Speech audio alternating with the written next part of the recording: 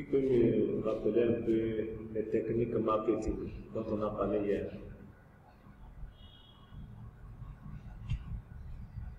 Mise derrière. Bien on a vu les techniques marketing, n'est-ce pas? Donc on a deux exemples de techniques marketing. Oui. Le marketing là, traditionnel. Ça sont les conceptions. Il y a deux types de la conception traditionnelle et la conception moderne. D'accord? Maintenant, on parle de la conception moderne. On a vu les techniques marketing. Un exemple. L'étude de marché. L'étude de marché. On va réviser.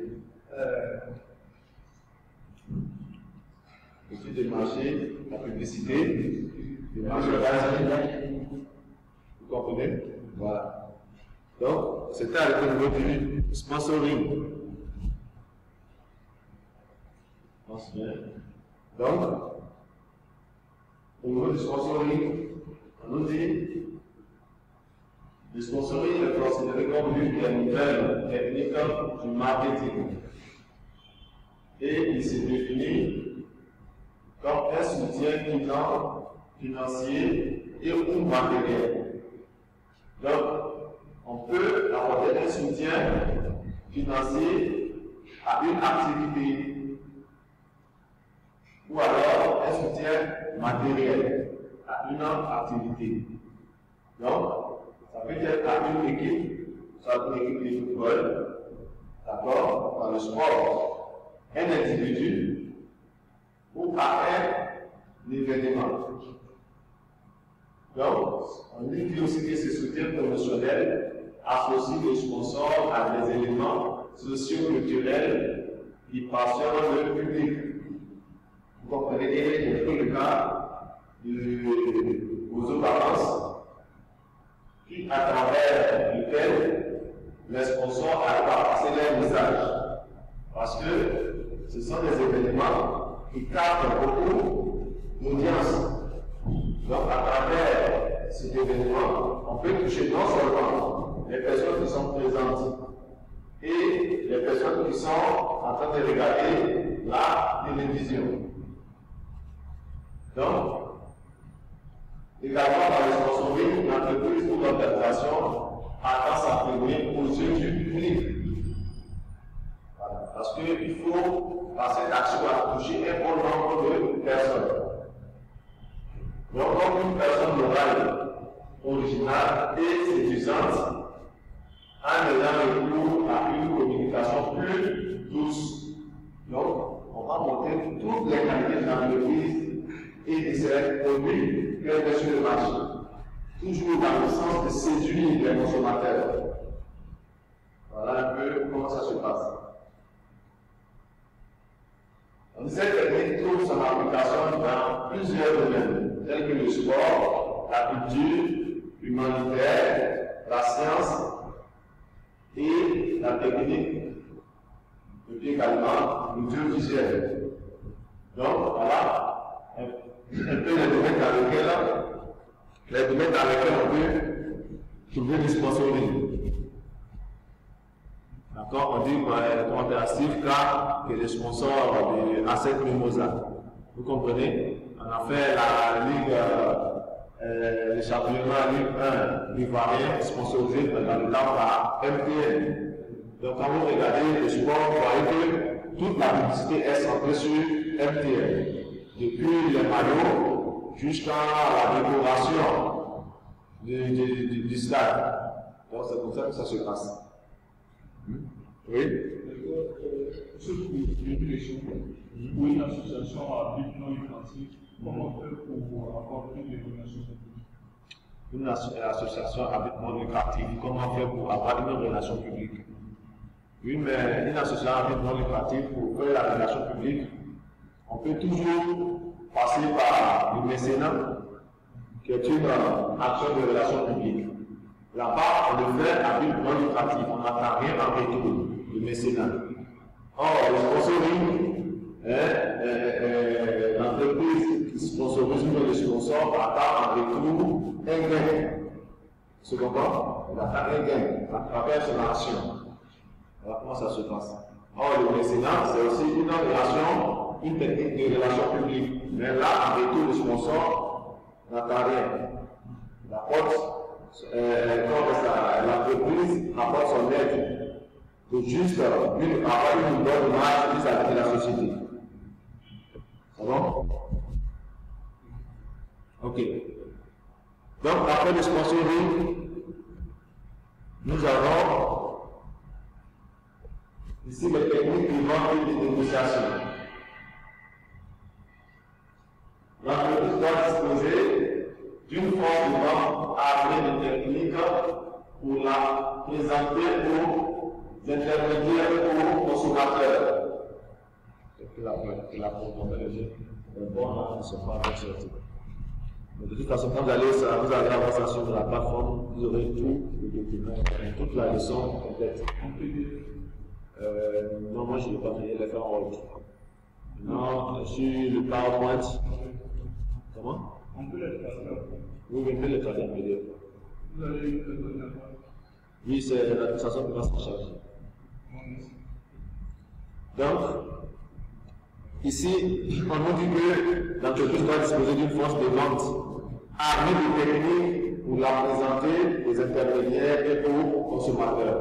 Donc, dans l'entreprise, c'est la force de vente qui sort beaucoup pour aller en clientèle. La force de vente, c'est ce qu'on appelle les commerciaux. Voilà, les commerciaux de l'entreprise. C'est ceux-là qui sont en contact avec les distributeurs et les consommateurs. C'est à travers ceux-là que l'entreprise arrive à avoir des informations concernant le marché. Donc, au sein d'une entreprise, si c'est une entreprise commerciale, absolument, il doit avoir un service marketing et commercial. Donc, le service marketing et commercial, non seulement s'occupe de tout ce qui est activité marketing, recherche marketing, et puis tout ce qui est activité commerciale de l'entreprise. Donc, pour les techniques de vente et de négociation, regrouper ensemble l'activité permettant au vendeur de savoir recueillir l'information, estimer un potentiel, analyser ses résultats, préparer le lendemain et finalement savoir convaincre. Donc, il faut recueillir l'information auprès de qui? Auprès des clients. Donc, ça ne prend pas des clients, ça peut prendre en compte les distributeurs, puis les consommateurs finaux. Les distributeurs sont aussi les clients des entreprises. Parce que les entreprises ne vendent pas les produits gratuitement. Elles vendent les produits à ces distributeurs-là qui, à leur tour, ils vendent ça aux consommateurs finaux.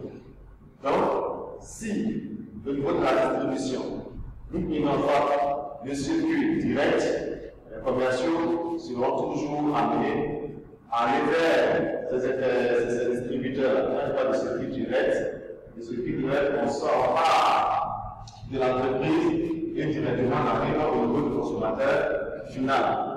Donc, dans le circuit direct, le circuit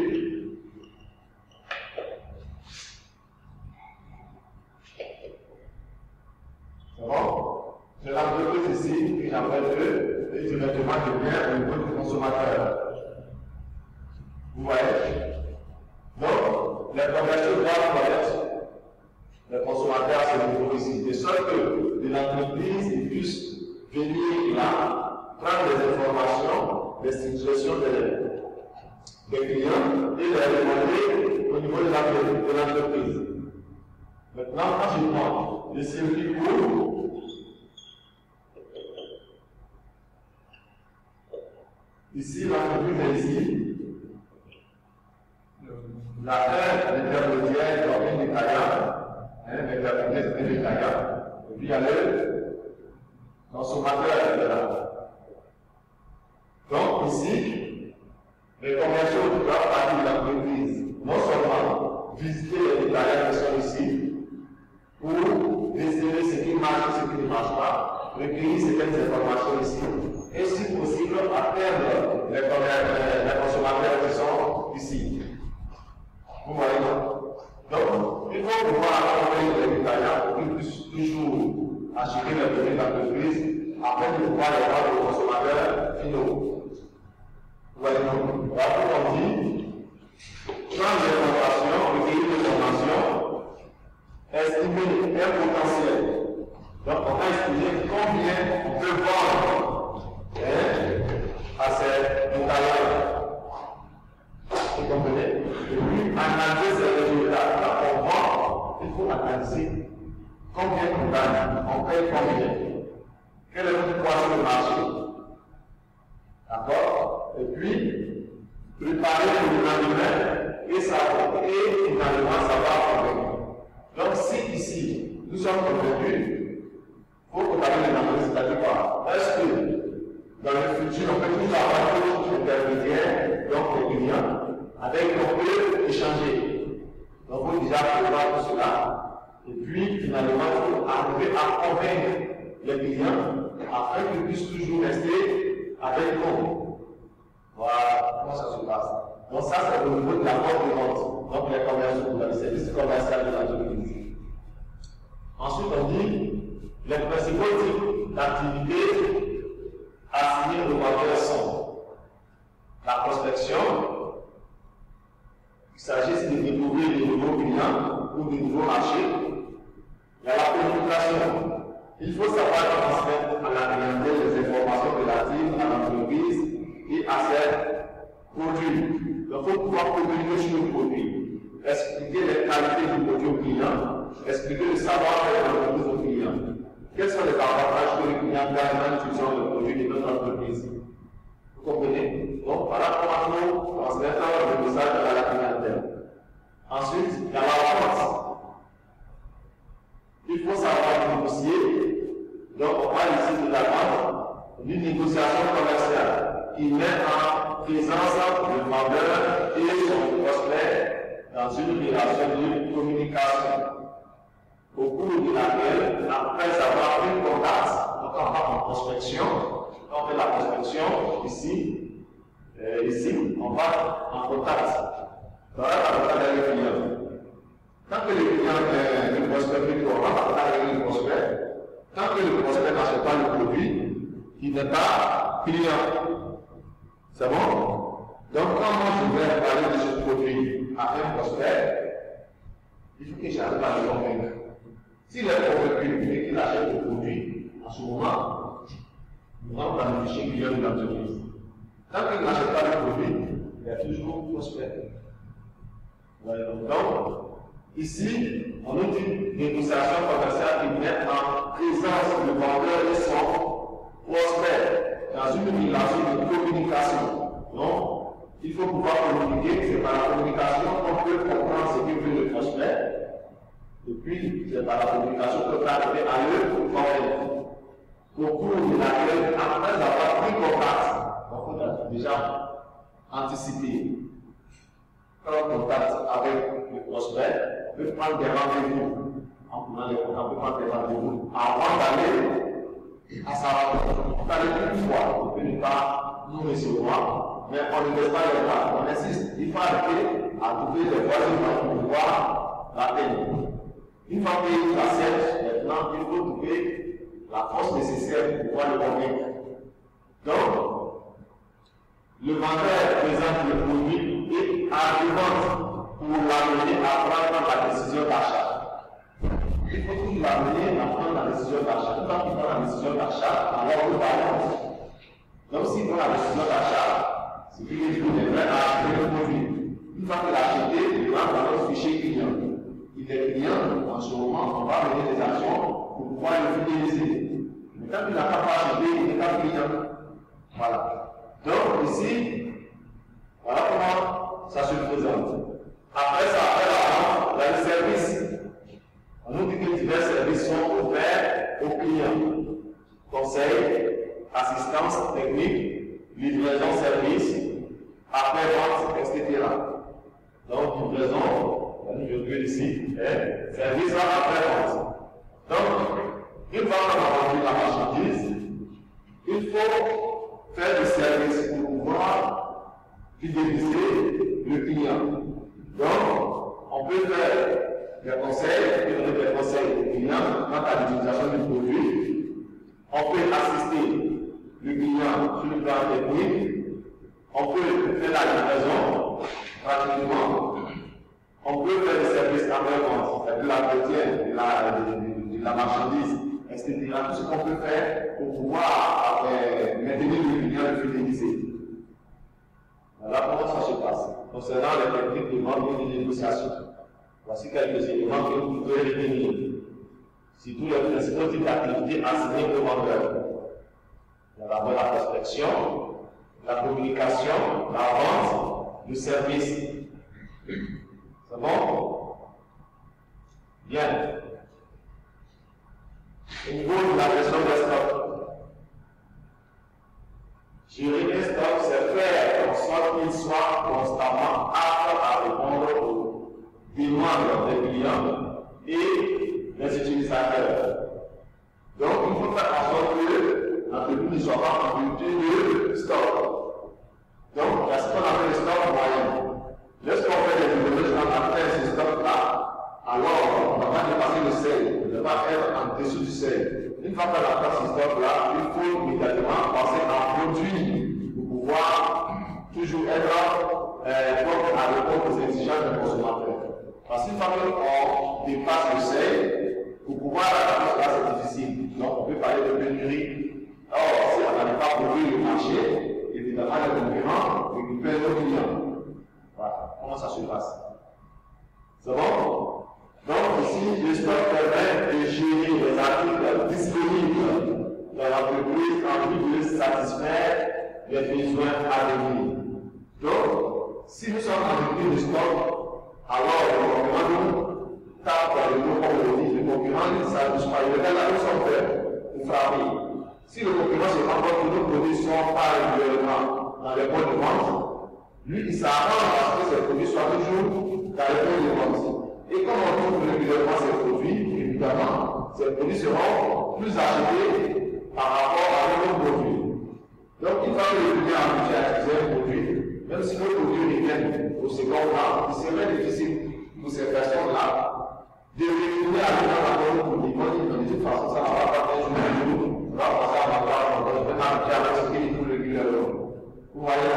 Donc, c'est pourquoi il ne faut jamais aller au deçà du seuil du stock.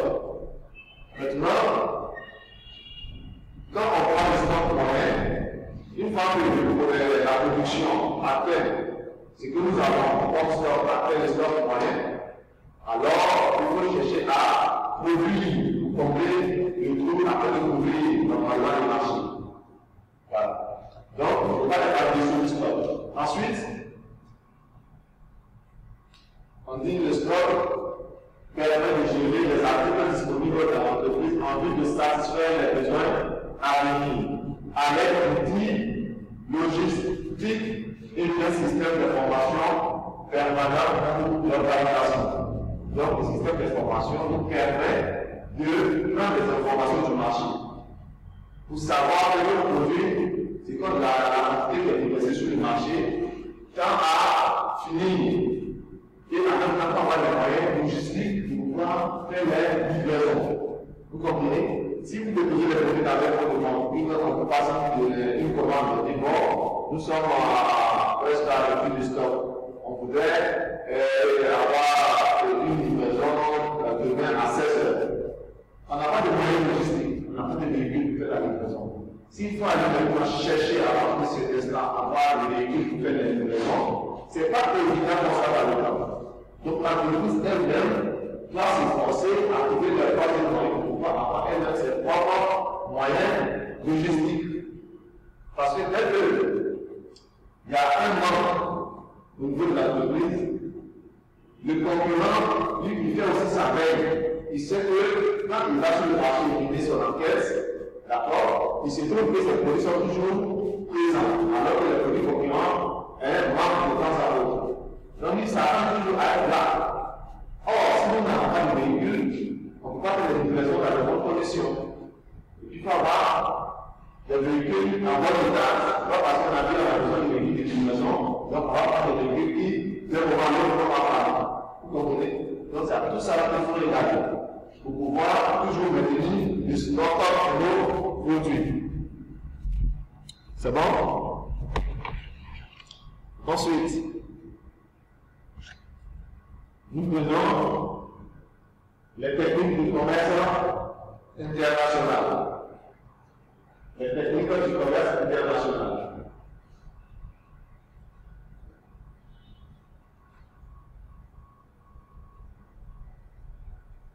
Donc ici, voilà l'international. L'homme de marketing doit maîtriser et doit donner un ensemble d'outils tels que le transport. C'est bon? L'assurance, le risque de charge, le paiement international et puis le transit. Donc quand on parle de transport à l'international, il y a les transports maritimes, il y a les transports aériens, il y a les transports terrestres, à savoir les transports ferroviaires et les transports routiers. Donc, il y a ce qu'on appelle les écotermes au niveau du transport dans le commerce international. Donc, si on regarde l'international qu'on veut faire de l'import-export, il faut maîtriser les écotermes. Parce que si le vendeur utilise un écoterme que nous ne maîtrisons pas, alors il va arriver qu'on dépense plus que le vendeur. Mais si nous maîtrisons l'écoterme que nous voyons que nous avons plus de charges que le vendeur, on peut proposer un écoterme dans lequel nous avons plus d'avantages. Et parmi les écotermes, il y a ce qu'on utilise qui ne pèse pas trop au niveau de l'acheteur et qui ne pèse pas non plus trop au niveau du vendeur. Donc, il faut savoir quel type de transport on va utiliser. Est-ce le transport maritime? Est-ce le transport aérien? Est-ce le transport routier? Quand je dis routier, il y a les ferroviaires et les transports terrestres, il y a les ferroviaires et il y a les routiers. Donc, après ça, il y a l'assurance. Il faut pouvoir assurer la marchandise au cours du transport. Vous voyez? Donc il faut connaître les différents types d'assurance et puis les clauses de chaque assurance. Et puis il y a les risques de charge. Pendant le transport, si c'est un transport maritime, au niveau du transport maritime, on peut dire par exemple l'entreprise qui nous vend la marchandise ici, par exemple, au port de Lomé. Et puis nous avons le port de Lomé ici, et puis le port d'Abidjan là. L'entreprise est ici, qui nous vend la marchandise ici. Je mets de F comme entreprise fournisseur. Ici, je mets ici entreprise et achète, et puis là, c'est le locaux. Ici, c'est le port d'Abidjan. Et puis ici, c'est l'entreprise acheteur. Ici, c'est le port de Lomé, par exemple. Donc, quand je quitte ici la marchandise ici, j'arrive ça pareil. Quand je vais quitter ici, peut-être, le poids ici, mais du là à là, c'est la route. Il faut que vous ayez des camions pour transporter la marchandise jusqu'au port. C'est comme on va découvrir l'acheminement. Donc, il faut pouvoir assurer la marchandise, de sorte qu'en cas de dommages, l'acheteur soit dédommagé. Quand on va arriver ici aussi, on va arriver là, au port d'Abidjan, qui j'appelle le transport principal, là ça sera maintenant le transport maritime. Donc là, il faut pouvoir assurer la marchandise parce que la marchandise arrive à destination.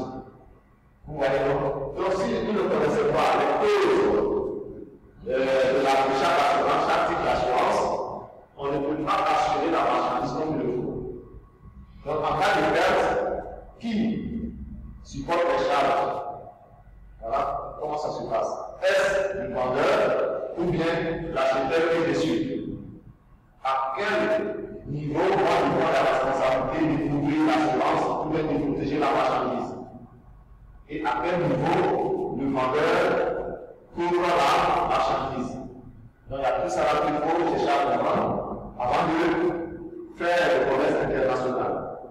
Maintenant, Quand on va gérer cette décharge, quand on est ici, par exemple, la pointe du voiture est là, pour embarquer en un appartement, on peut faire de marchandises ici, ou on peut demander la marchandise. Il faut pouvoir assurer la marchandise pour qu'en cas de demande, il n'y a pas de perte à ce niveau aussi, on sache qui supporte ces dommages-là. Après, on dit le paiement à l'international. Le paiement à l'international, quels sont les moyens ou les techniques de paiement qu'on peut utiliser pour faire le commerce international? Vous voyez donc, tous ces éléments-là, il faut pouvoir décider avant de tenter à aller à l'international. Donc, également, il y a le transit. Quelles sont les responsabilités des transitaires? Parce que quand la marchandise arrive, c'est le transitaire qui va s'occuper de tout ce qui est activité frontière afin de pouvoir sortir la marchandise du port. Donc, quelles sont ces tâches? Tout ceci va être connu par l'homme maritime. Voilà un peu comment ça évolue. On se comprend? Bien. Maintenant, il y a le commerce électronique. Donc, ça, c'est le niveau électronique. Les échanges électroniques qui sont liés aux activités commerciales. On peut citer entre autres le flux d'informations et de transactions concernant les produits ou les services. Donc, quand on prend le commerce électronique, aujourd'hui, on parle de e-commerce. Tout ce qu'on fait à travers l'électronique, via les réseaux sociaux et autres.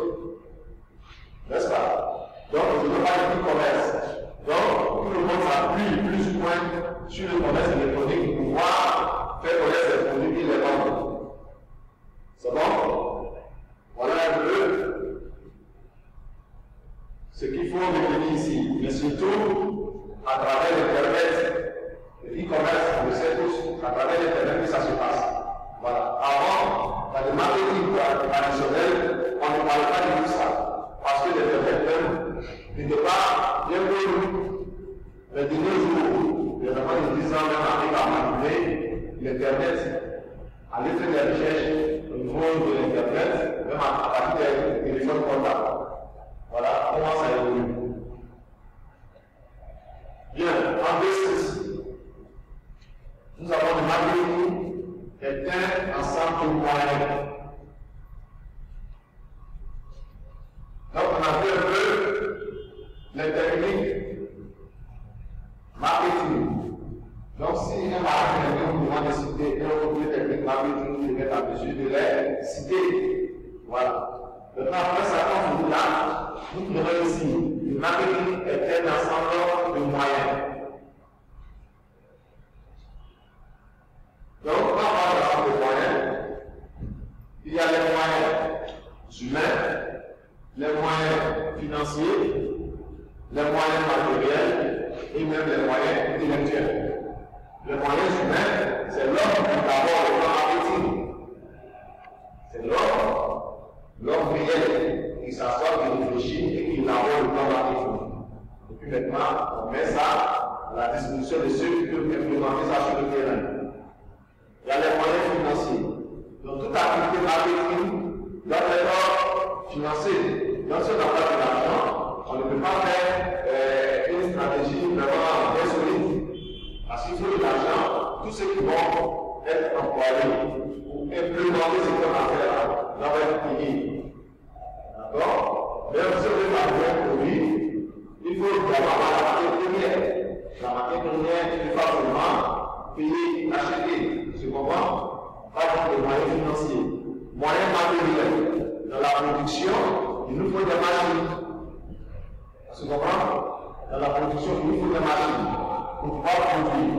Il nous faut des véhicules pour pouvoir sortir notre production de l'usine jusqu'au point de vente. Ensuite, les moyens intellectuels. Oui, parce que toute l'entreprise sa contribution dans l'élaboration de ce qu'on peut faire avec un autre objectif. Voilà, on va des moyens intellectuels. C'est bon?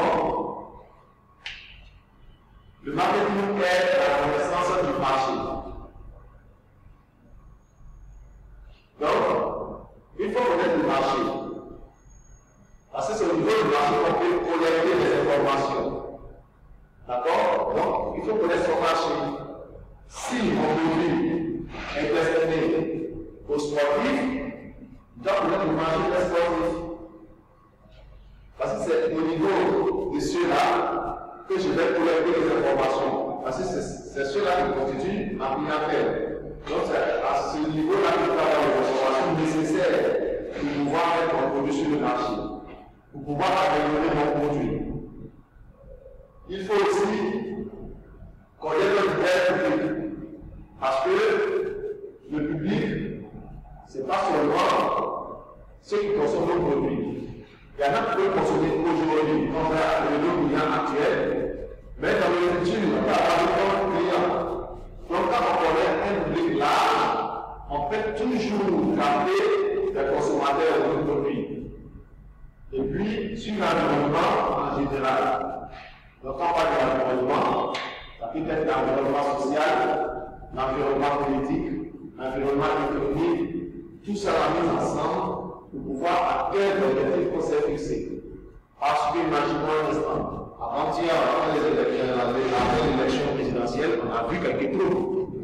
Aucune entreprise ne peut s'amuser à mener une action commerciale. On ne peut pas implémenter une action commerciale élaborée en entreprise sur le terrain, parce que l'environnement politique n'est pas sain. Donc, si tu te mets à mener une activité commerciale, ça ne peut pas marcher. Voilà. Aucun client ne va aller faire l'activité à pouvoir acheter quelque chose. Donc, une fois que dans ce genre de situation, l'homme de marketing doit déterminer ses efforts pour pouvoir analyser et voir à quel moment relancer son activité. Vous comprenez? Donc, voilà comment ça se passe quand on parle d'environnement. Tout à l'heure, on a plu. Ça, c'est naturel. Donc, si vous pouvez du matin jusqu'au soir, on ne serait pas ici. Personne ne va s'amuser à aller ici. Parce qu'on va dire qu'il peut ou alors il y a plus de moi. Vous comprenez? Donc, ça, c'est naturel. Donc, on analyse tous ces éléments-là afin de pouvoir atteindre l'objectif qu'on s'est fixé. Ensuite, le marketing est l'exploitation du marché. Donc, il faut pouvoir cibler concrètement le marché qu'on veut toucher. Après segmentation du marché, il faut cibler concrètement le segment du marché qu'on veut toucher. Vous voyez? Et là, on va mener une action plus dynamique pour pouvoir capter les clients de ce segment-là. Vous comprenez? Quand il y a des segmentations, ça a été partie du code de la leçon 3, on va regarder comment ça se passe.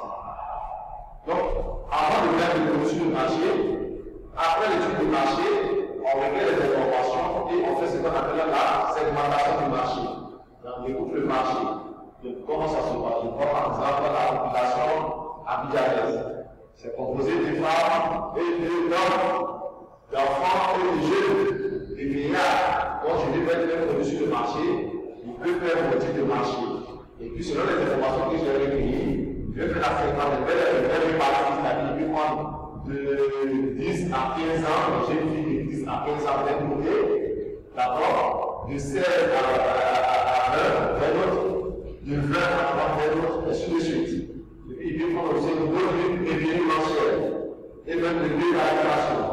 D'accord? Donc, il y a deux. Tous ceux qui vivent à l'opposition d'un côté, ceux qui vivent à l'opposition d'un autre côté, d'un autre côté. C'est ce que j'appelle segmentation.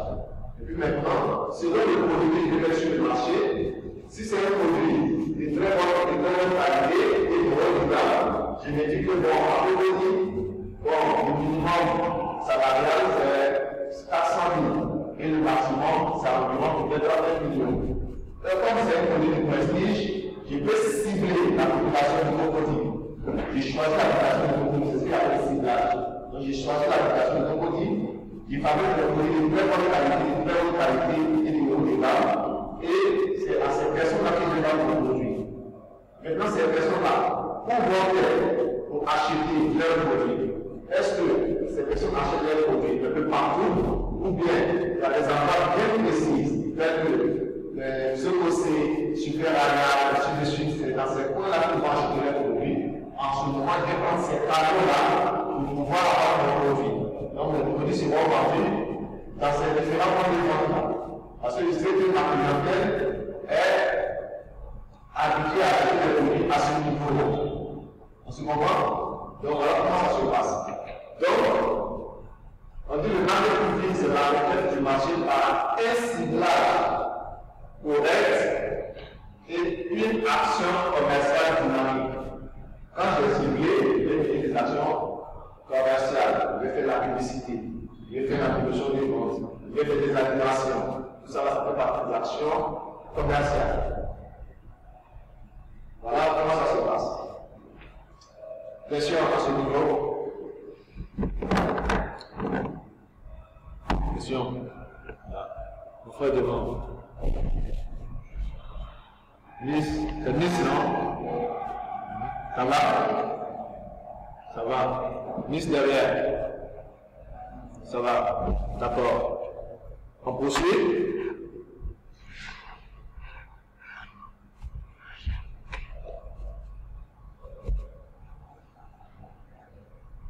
On dit que le marketing recherche le profit. Le profit, vous avez dit, c'est le gain. Oui, le gain, plus précisément,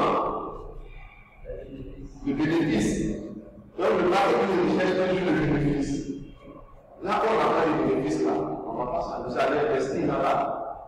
D'accord? Donc, s'il y a un produit qui vous fait dépenser et en retour, nous faisons passer des bénéfices, on peut soit penser comme le produit, puis on peut le reconvertir. On dit le marketing vise le profit maximum à partir de la satisfaction de la clientèle. Donc, en fait, le maximum de profit, le maximum de bénéfices, il faut arriver à satisfaire la clientèle. C'est quand la clientèle est satisfaite qu'on peut toujours vendre. Parce que quand la clientèle n'est pas satisfaite, vos produits sont délaissés. Donc, il faut toujours être à l'écoute.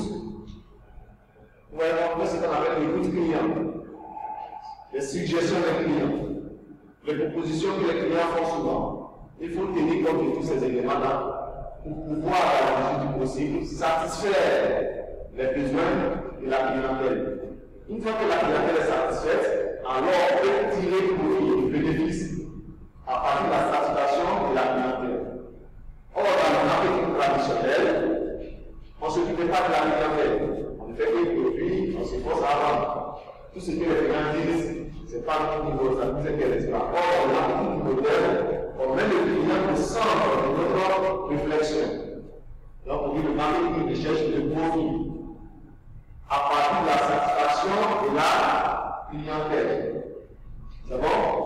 Bien. En tant que nous avons les approches définitionnelles du marketing. Ici, nous allons définir les définitions de trois grands marketeurs, à savoir Jacques Lanvin, Filippo et puis Paul Dubois.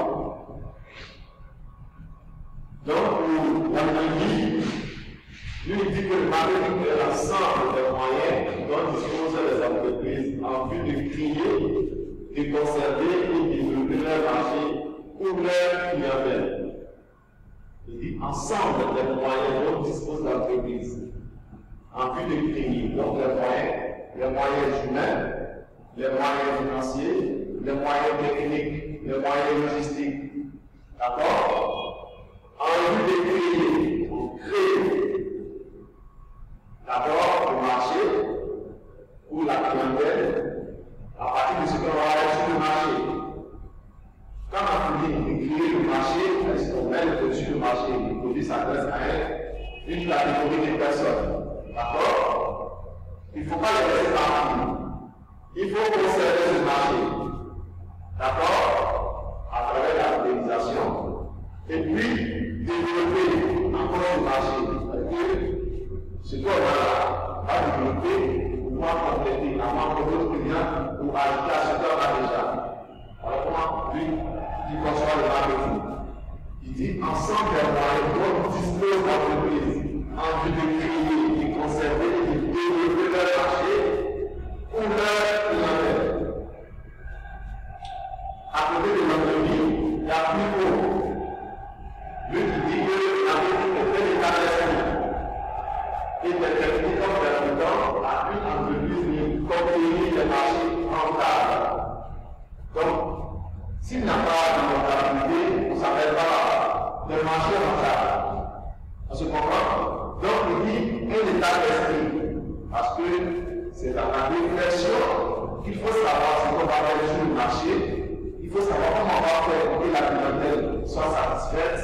Il faut savoir comment faire pour que la clientèle soit rentable. Donc, tout est dans la pensée. D'abord, des techniques permettant. Les techniques, ce sont des techniques marketing. On va réfléchir pour concevoir le produit. On va réfléchir pour donner un prix à le produit. On va réfléchir pour trouver un circuit de distribution. On va réfléchir pour communiquer sur le produit. Après tout ça, là, on va utiliser des techniques marketing pour conquérir les marchés. Mais les marchés rentables. Vous voyez donc. Et puis, quand on est du bois,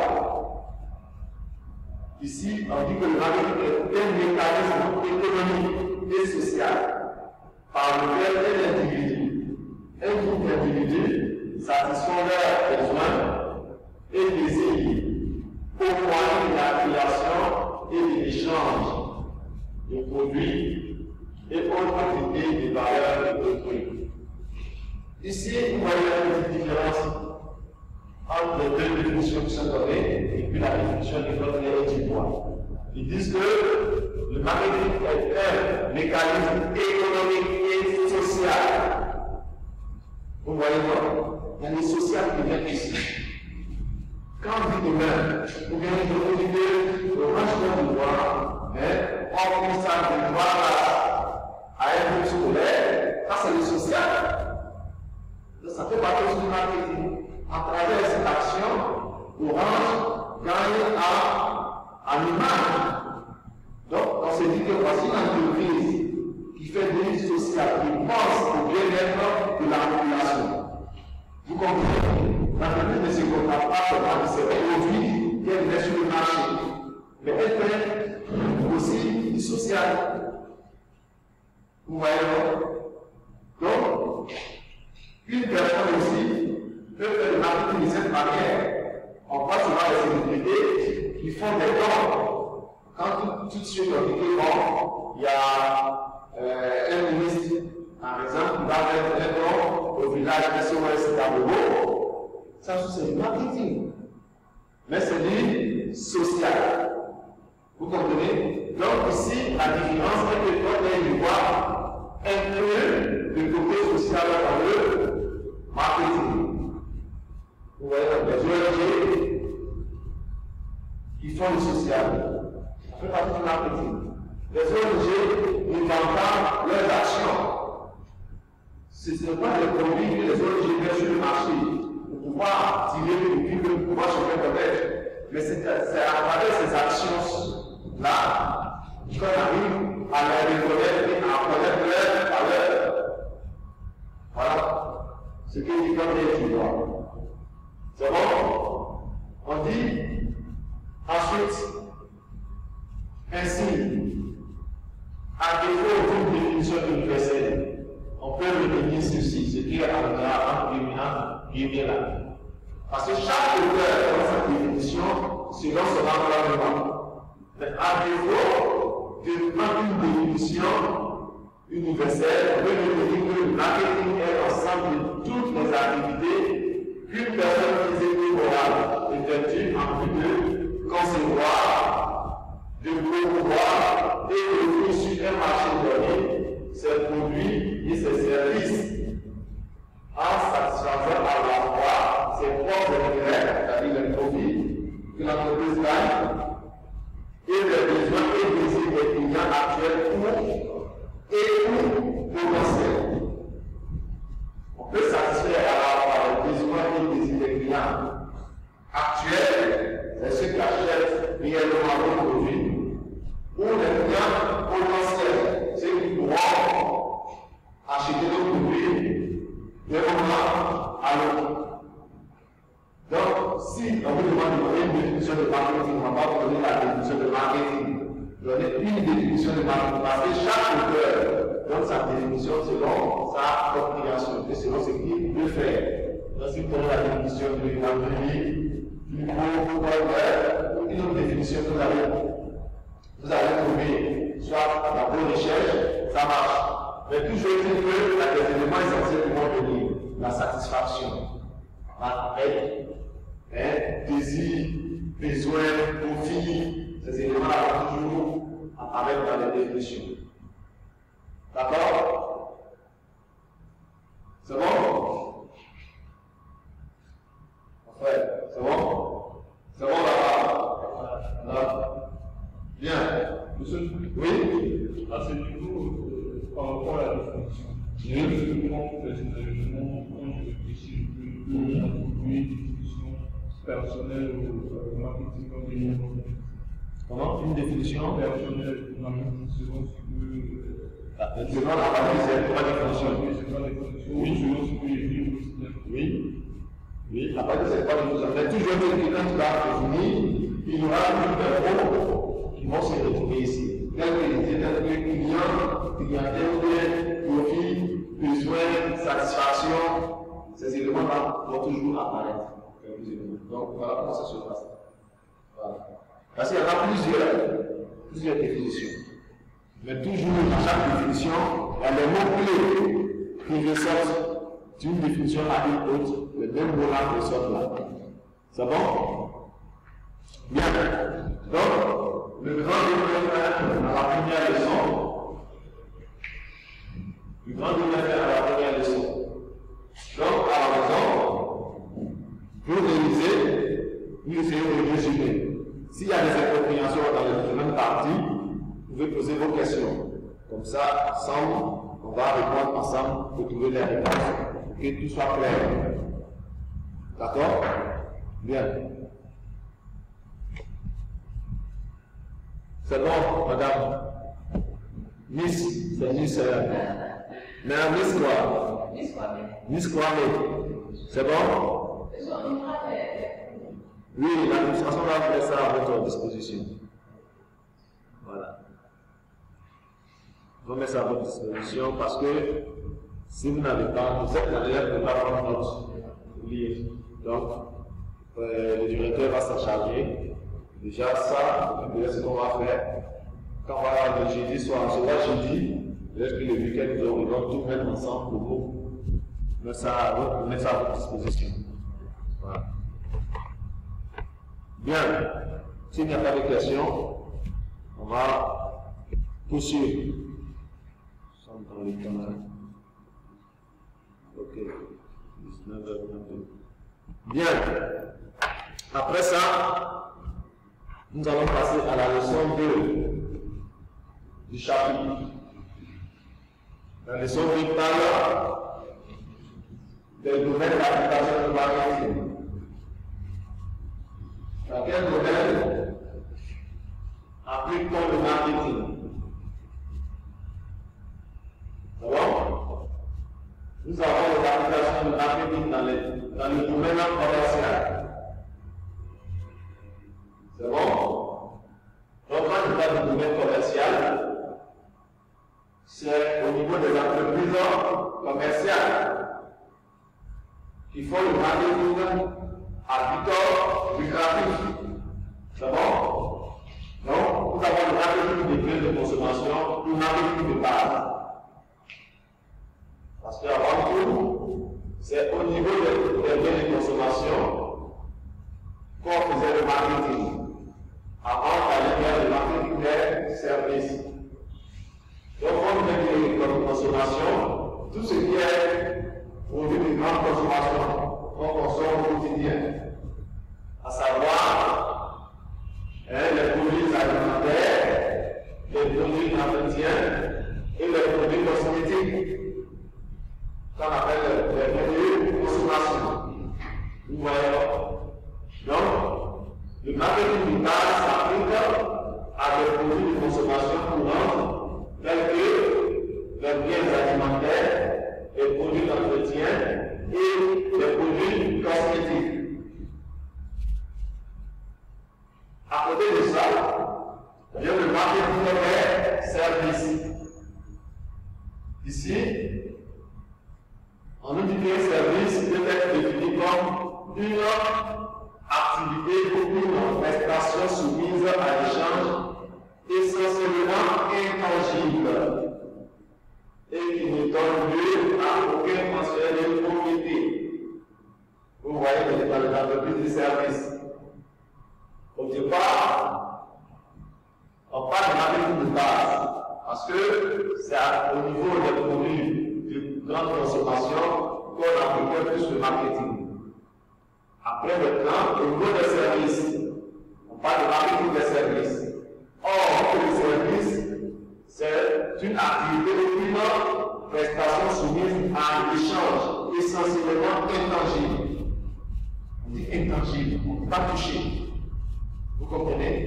Quand on va dans une boîte d'assurance, en entreprise d'assurance, on dit on est souscrit de telle période à telle période. On va nous dire qu'on va faire des avantages. On nous lit les textes, mais on ne voit pas l'élément d'assurance comme ça. On ne peut pas toucher. Vous voyez, quand on va au niveau de l'enseignement aussi, c'est le service. Et tout ce que j'ai dit, on ne peut pas saisir par l'esprit. Dire que, à part le coût de la réforme, mais ce que j'ai dit, c'est pas ce que je donne. Si vous n'écoutez pas, vous ne pouvez pas prendre ça par l'esprit, dire que ça. Et voici ça, vous ne voyez pas. Vous voyez donc, c'est ça le marketing des services. Donc ici, on nous dit que le marketing des services est particulier en ce sens qu'il s'applique à des produits immatériels. Les produits immatériels. Quand je prends le transport, quand on prend un véhicule, on prend une taxi tout à l'heure au Carrefour ici, comme descend au terminus. C'est vrai qu'on prend le taxi, on monte, on a un siège. Mais ce n'est pas le siège là qu'on achète. C'est le service qu'on fait. La cour, quand on descend, on ne prend pas le siège du parti. Le siège reste à quelqu'un de bien occupé. Vous voyez donc, voilà un peu comment ça se passe. Donc, ici, on dit immatériel, non local, parce qu'on passe beaucoup de services. C'est bon? Et des qualités hétérogènes, donc des qualités variées. Pour lesquelles le facteur temps joue un rôle important. Le facteur temps joue un rôle important. Tout à l'heure, j'ai parlé de l'assurance.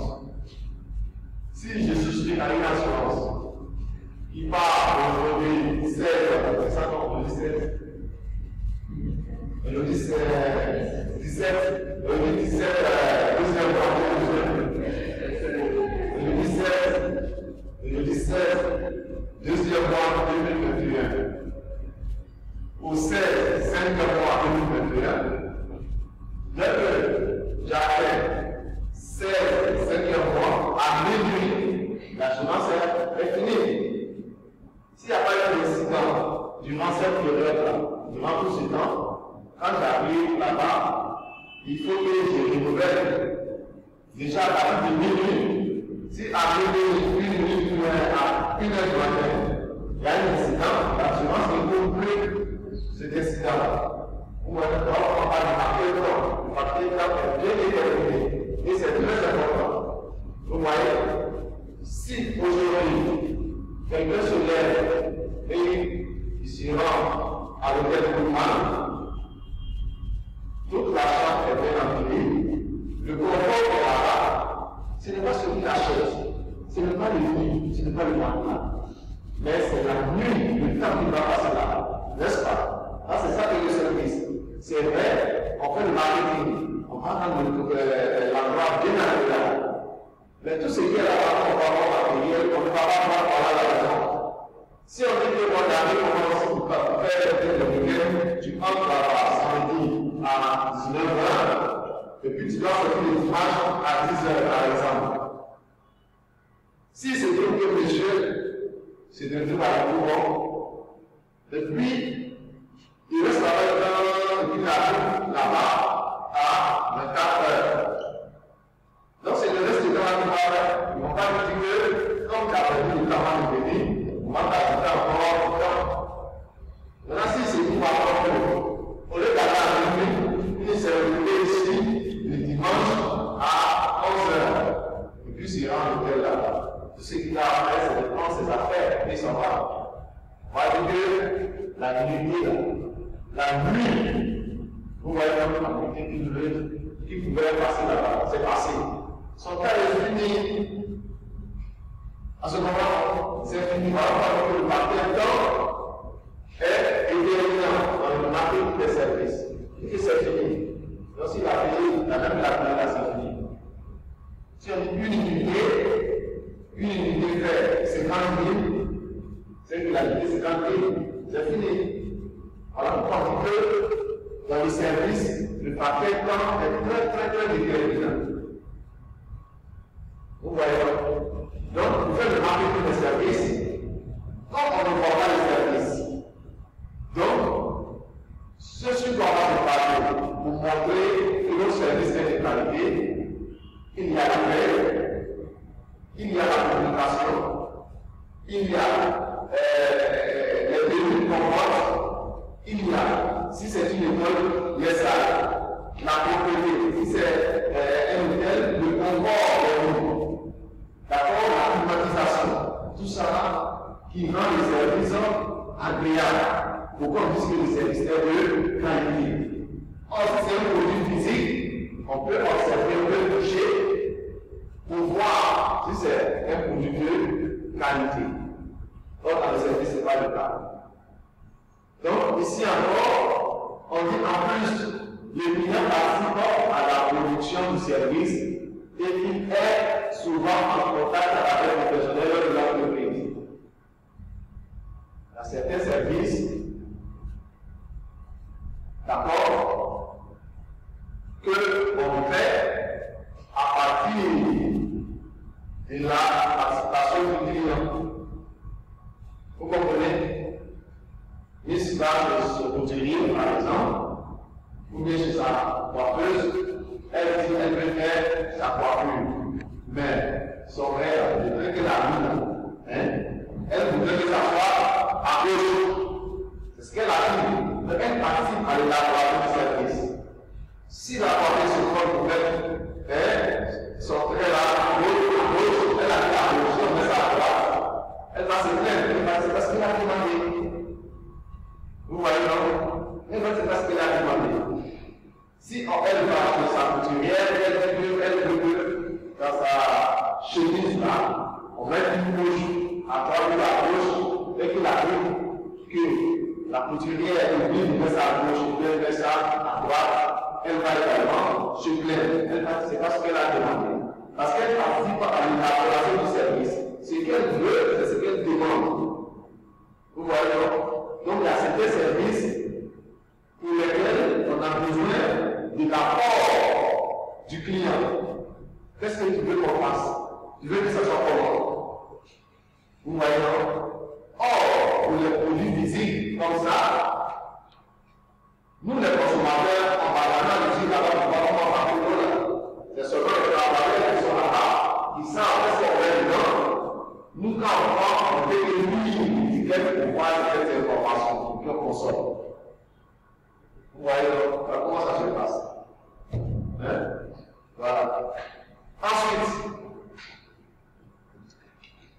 on va monter un peu à l'autre élément qui ne sont pas bien.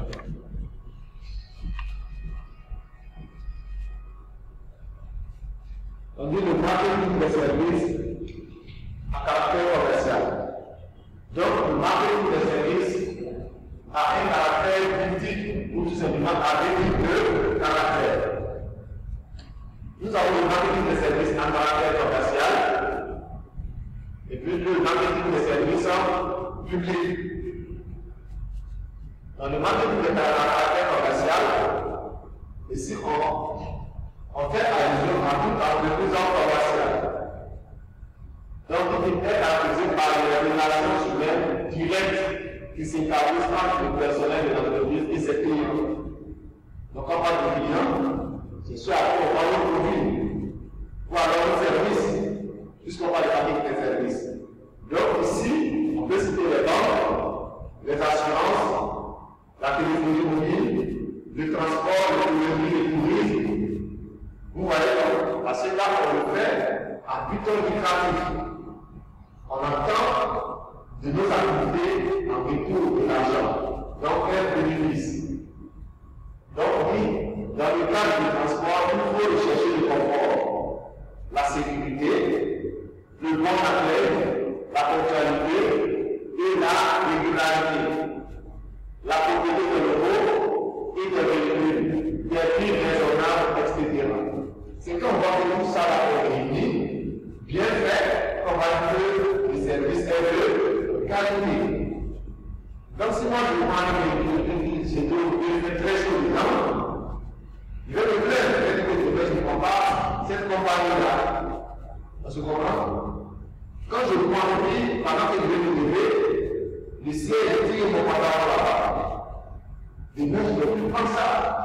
Vous comprenez? Il y a laquelle je ne parle pas de nos frères transporteurs qui nous insultent à quand tu descends, quand tu descends, c'est là que tu démarres. Vous voyez, non? Mais les entreprises sont organisées. Le transport est organisé.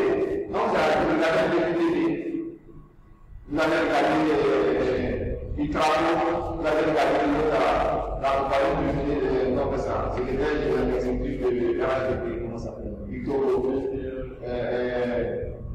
il a une compagnie de transport là. C'est pas vraiment. Espita, des choses comme ça. Regardez comment sont les cas. Le confort, l'accueil. Quand vous êtes dans le cas, vous pouvez climatiser. Regardez les qualités. Vous voyez, parce que c'est à partir de ça qu'on va qualifier les services de qualité ou pas. Vous voyez, souvent même au niveau de ces compagnies-là, quand vous perdez votre travail, il suffit d'appeler le numéro qui est enregistré là. Ils vont appeler les différents cas de ces compagnies-là pour voir s'ils n'ont pas déposé ça quelque part là où vous allez demander. Donc tout ça là, pour mettre le client à l'aise, pour dire qu'ils font un service de qualité.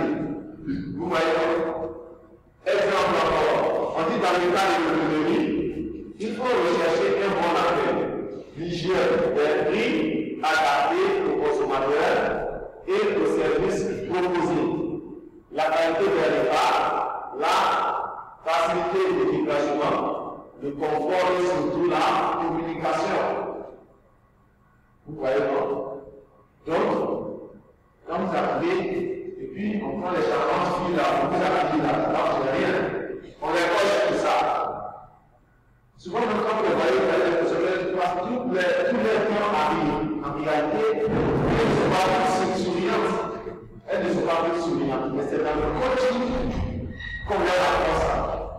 Elles vont demander des fois de elles. Quand vous les voyez, vous avez l'impression qu'elles sont des filles qui les connaissent quelque part en réalité. C'est pour vous donner de vous connaître.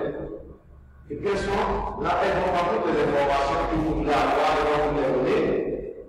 Si elles ne peuvent pas vous les donner, elles vont vous accompagner, elles vont vous guider vers ils peuvent mieux s'occuper de vous. Tout cela pour dire que la qualité de qualité. Si on dit que la qualité de qualité, ensuite, on nous dit que la qualité des plats est aussi de qualité, on nous dit qu'il y a une facilité de déplacement. Quand je suis là-bas pour faire l'aéroport, je ne peux pas prendre un taxi. Ou bien ils ont des véhicules à la disposition des clients pour les permettre d'aller faire leurs courses. Vous les permettre d'aller faire leurs courses. Tout ça va venir ensemble. On va dire que c'est des services de qualité. Parce que là, pas ça, on ne voit pas les services par dossier. Donc ça permet ça de des services de qualité.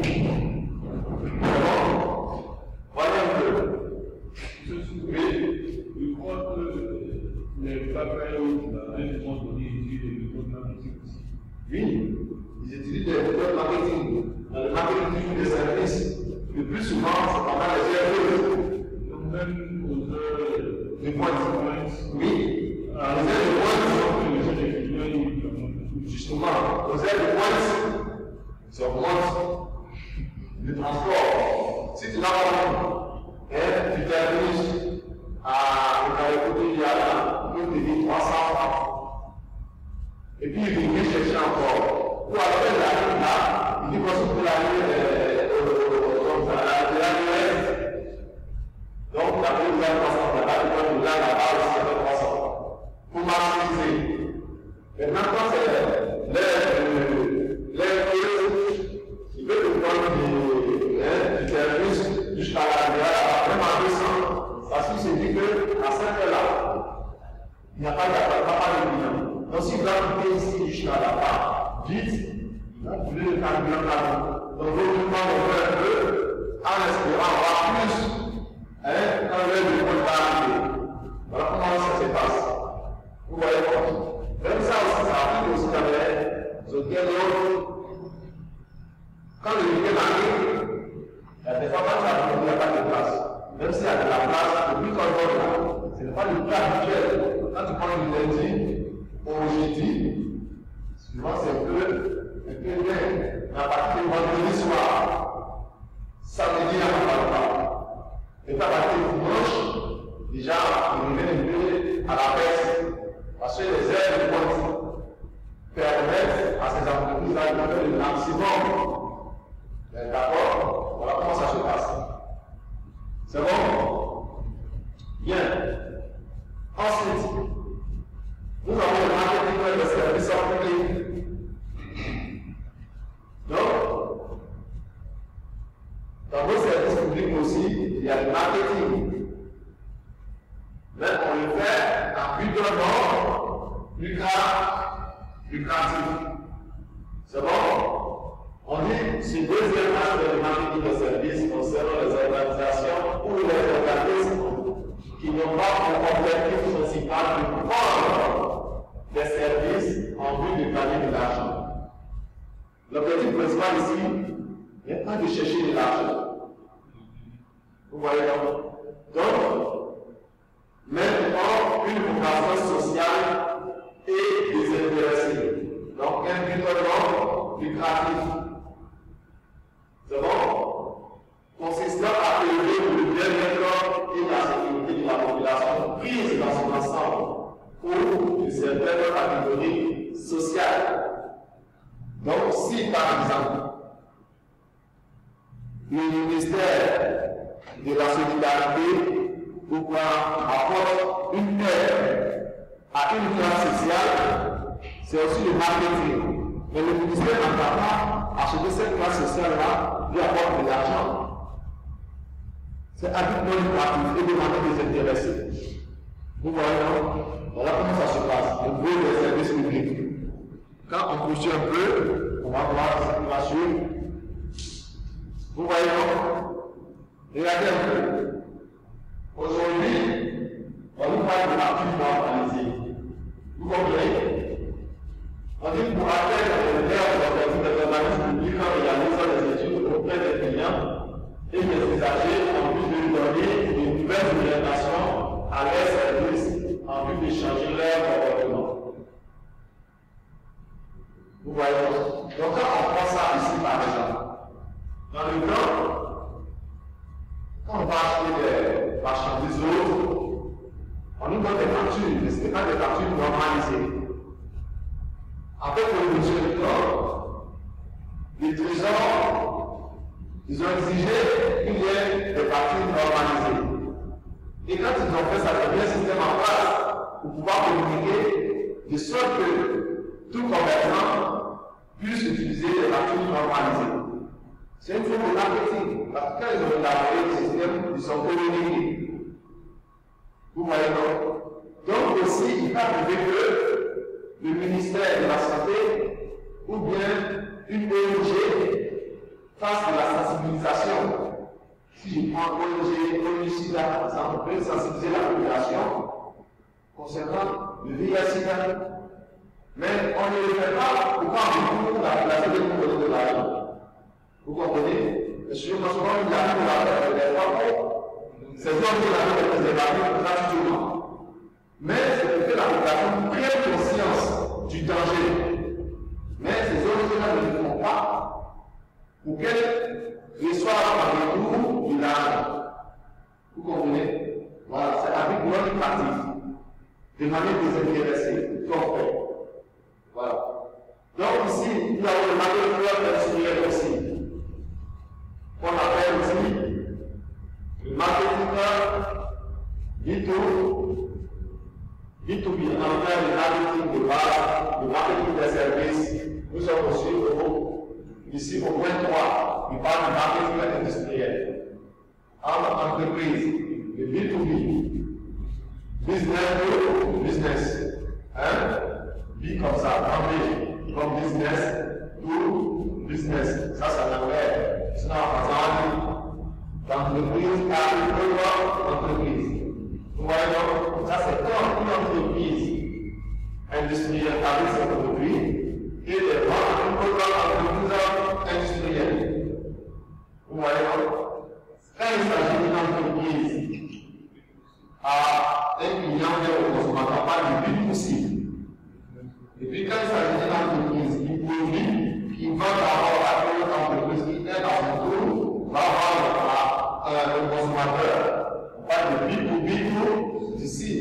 Vous voyez donc ici, on parle de marketing industriel, le B2B, qui va désigner les applications spécifiques de la discipline, c'est-à-dire marketing, aux entreprises qui vendent leurs produits industriels à d'autres entreprises et non aux particuliers. Vous voyez, je regarde le multisable. Qui connaît le multisable ici? Multisable, la police multisable. Ça y est, il y a pas de l'université Nangaroua sur l'autoroute la voie d'Akara. Voilà. La part produit quoi? Des sacs. Le site multisable produit des sacs. Et cette entreprise a ces sacs à 10 cacao qui achète du cacao et qui va aussi. Vous comprenez? Donc quand on fait ça, ça fait le but, c'est une entreprise. Vous voyez, quand il faut le parler de la cétylène. Il vend la cétylène à la société de raffinage. Si ça fait le B2B, qui connaît la limite? Non. Alors, vous connaissez la limite? Qui est là dans les 6 mois? Air Liquide, c'est une entreprise française. Le bureau est à la zone 3, mais l'usine est à la zone industrielle de Frédéric. C'est eux qui font l'oxygène médical. Dans les hôpitaux, l'oxygène médical. Voilà, ça s'appelle ça, l'entreprise c'est Air Liquide. C'est l'air que nous respirons. Ils ont mis un système en place qui capte l'air et l'air est transformé en liquide, en gaz, oxygène médical, ainsi de suite. Voilà. Dans le temps, ils avaient le nom Siboa. Maintenant, ils ont changé de nom, c'est devenu Air Liquide Côte d'Ivoire.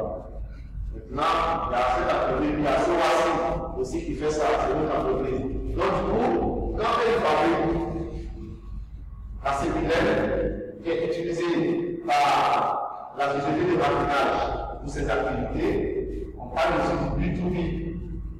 Vous voyez? Voilà. Donc, on va avancer. Ici, je vais un exemple simple que la vente de machines outils est du domaine de marketing industriel dans la mesure où ces produits sont pour l'essentiel vendus à d'autres entreprises de fabrication de machines. Quand l'entreprise établit les machines outils, on ces produits-là à d'autres entreprises de fabrication de machines. On parle de B2B. Quand Michelin fabrique ses poulets, et que Michelin vend ses poulets, par exemple à Toyota, c'est le B2B. Toyota ne fabrique pas de poulet. On se comprend? Toyota fabrique des véhicules, des voitures, mais pour avoir un poulet, autant avoir des personnes additionnelles ou bien avec notre entreprise qui va nous permettre. On va devenir tout vite. Vous voyez comment ça se passe. Donc, après le marketing industriel, nous avons le marketing international. On dit que le marketing international se définit comme une application spécifique du marketing dans les échanges de biens et services à l'échelle internationale. Il nécessite la prise en compte de, voilà l'international, il faut tenir compte de l'aspect culturel. Et là, on fait partie, nous sommes en Côte d'Ivoire. Si on va aller à l'international, au Burkina, par exemple, il faut tenir compte de l'aspect culturel. Au Burkina, c'est-à-dire la langue parlée là-bas, la langue parlée, les habitudes des consommateurs là-bas, les religions. De l'autre côté, est-ce que c'est un pays à majorité musulman ou à majorité chrétien ou bien un pays laïque? Si c'est un pays laïque, c'est que tout le monde est représenté là-bas. Pas de problème, on peut voir nos produits. Ça peut marcher. Si c'est un pays à majorité musulman, alors quels sont les interdits de la religion musulmane? On se comprend? Parce que s'il y a des interdits et que nous ne pouvons pas prendre ces éléments-là pour mettre notre produit sur le marché, évidemment, ça peut ne pas marcher. Il suffit que le nom de la marque seulement soit un nom à connotation négative selon la religion, le produit peut être rejeté. Si c'est un produit en majorité chrétien, quels sont les interdits selon la religion chrétienne? Vous comprenez? Le seul nom de marque, si le nom de marque a une connotation négative selon la religion chrétienne, et comme la majorité de la population est chrétienne, donc le produit doit être accepté là. Donc il faut regarder tout ça là. Maintenant, s'il faut changer le nom de la marque, on peut changer, mais le produit, c'est le même produit. D'accord? Par exemple, j'appelle ça, c'est barrière. Si c'était au bleu, selon la religion chrétienne, là-bas, on dit que tout ce qui est vif, c'est négatif. Donc, je peux garder le même marqueur, mais je peux l'appeler Schneider. Il change le nom de la marque, mais c'est le même propos du sens. On se comprend?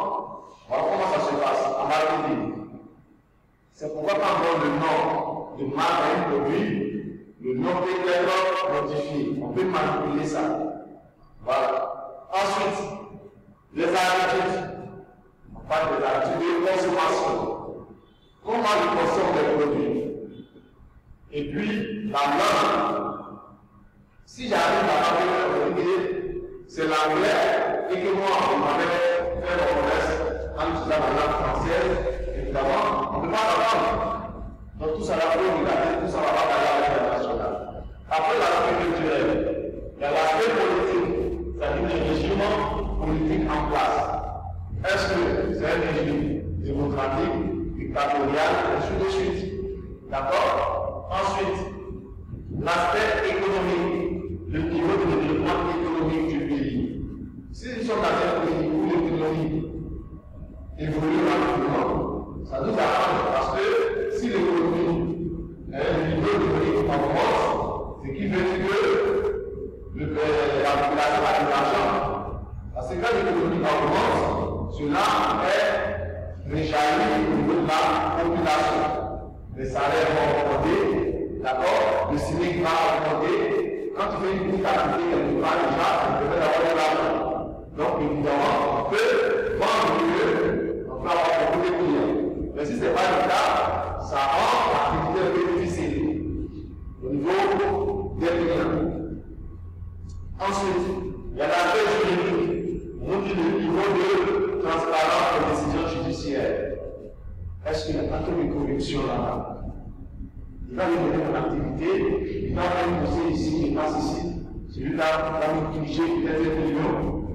Quand j'arrive à la justice là-bas, il ne va pas l'appeler. Il ne va pas l'appeler de l'affaire. Donc je ne fais que dépenser avant même d'appeler mon but. Donc quand il y a tout ça là, ça peut déterminer les investisseurs. Vous comprenez?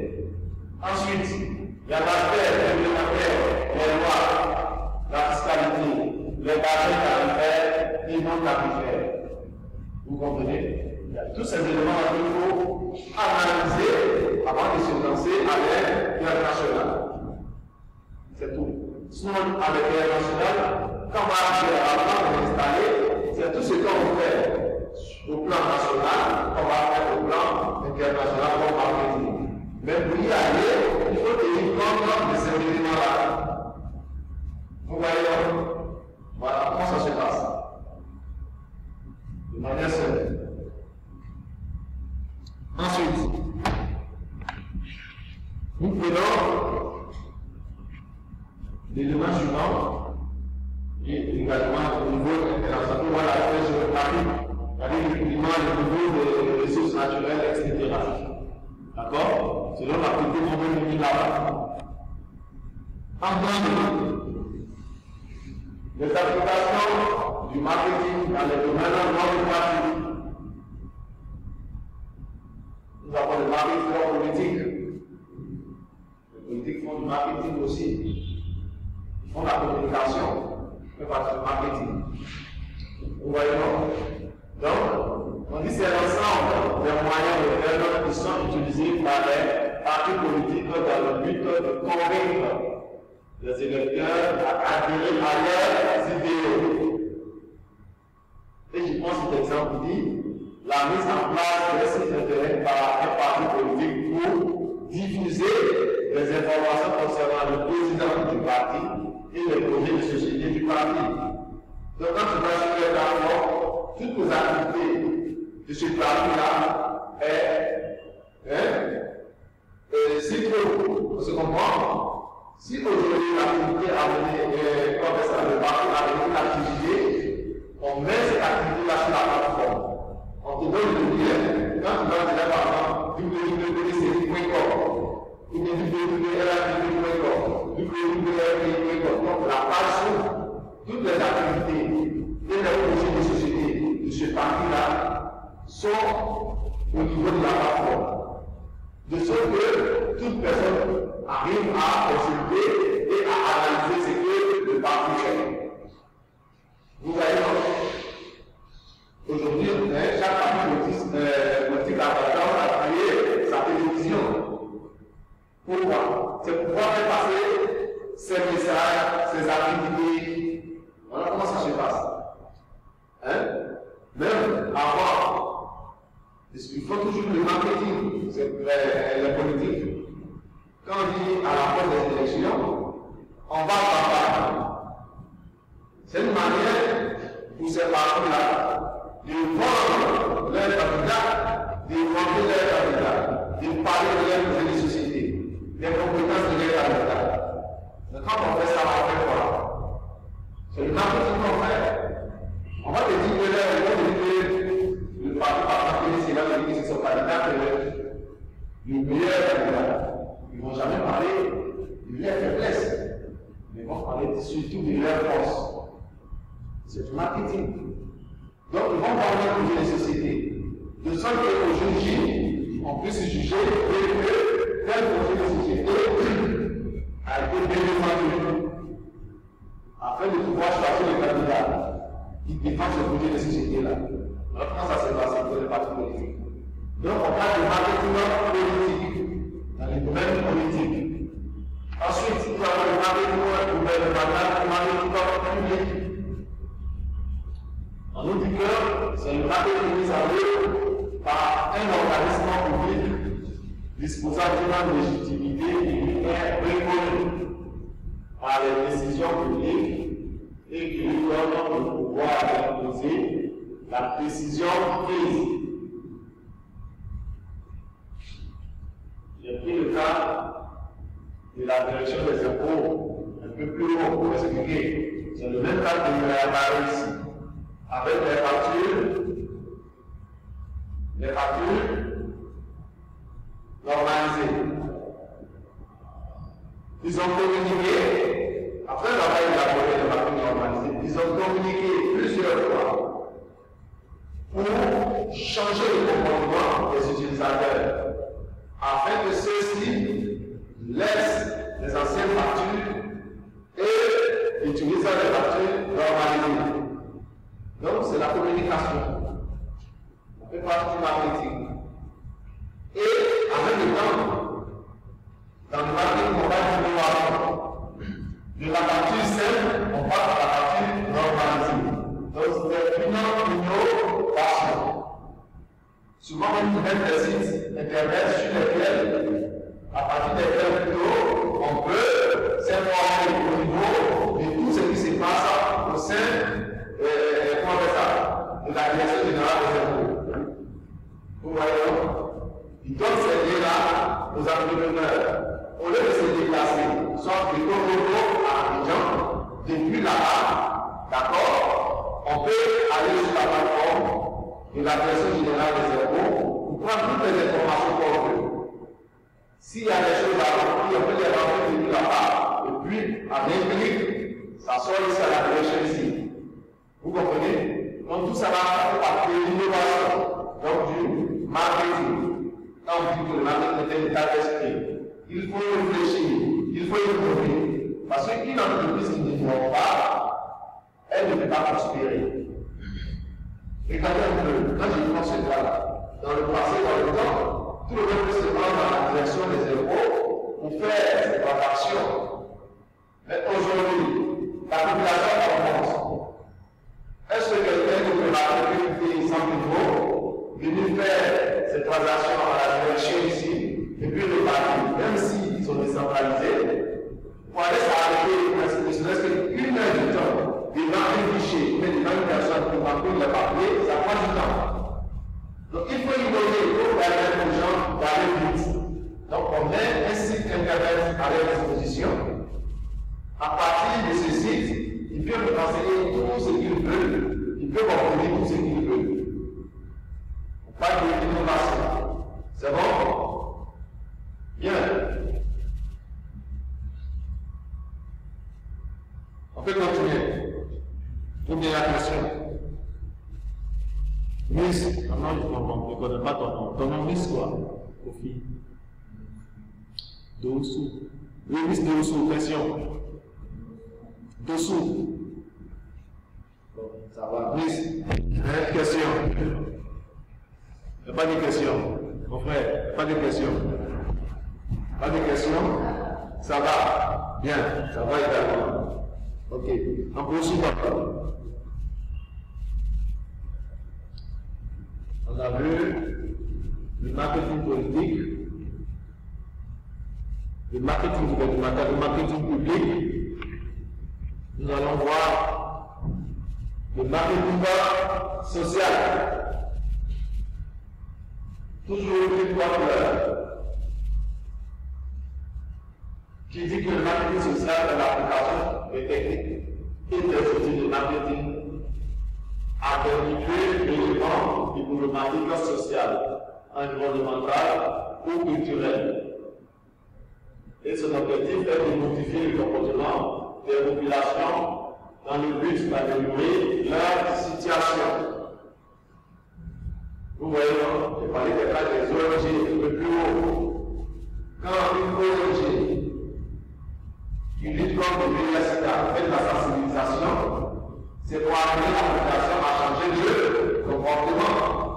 Ça rentre dans le marketing social. Vous voyez, ça se comprend? Voilà. Quand le ministère de la Santé publique distribue des moustiquaires imprégnés, il fait partie du marketing social. C'est pour amener toujours la population à changer de comportement. Souvent, le fait de la sensibilisation nous dit de rendre son cadre de vie propre. Vous voyez, voilà. Donc ici, on dit par exemple, pour lutter contre le choléra, le ministère de la Santé publique met en place un marketing de sensibilisation des populations. Là, vous demandez à de rendre le cadre de vie propre. D'accord? Ou encore, le ministère de la Santé publique met en place une politique de distribution de moustiquaires imprégnés pour lutter contre le paludisme. Ça fait partie du marketing social. Quand on vient de donner les moustiquaires là, on ne paye pas. Est-ce qu'on paye? On ne paye pas. On prend les normes, mais la situation du marketing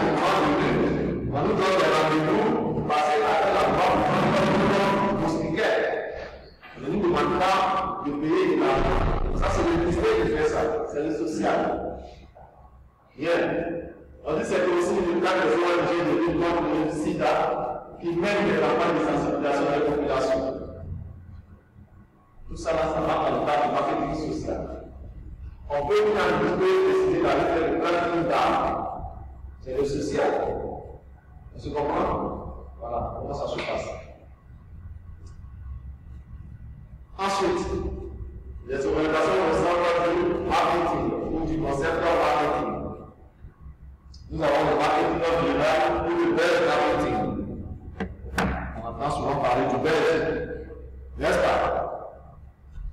On dit le marketing viral repose sur un effet de contamination de la cible par la propagation du message selon les techniques et des vecteurs recourant essentiellement. On va voir ce qui suit. Essentiellement, du bouche à oreille et à l'internet via les emails, les réseaux sociaux, etc. Donc, tout de suite, quand on a une information, à travers Internet, on peut atteindre des milliers de personnes.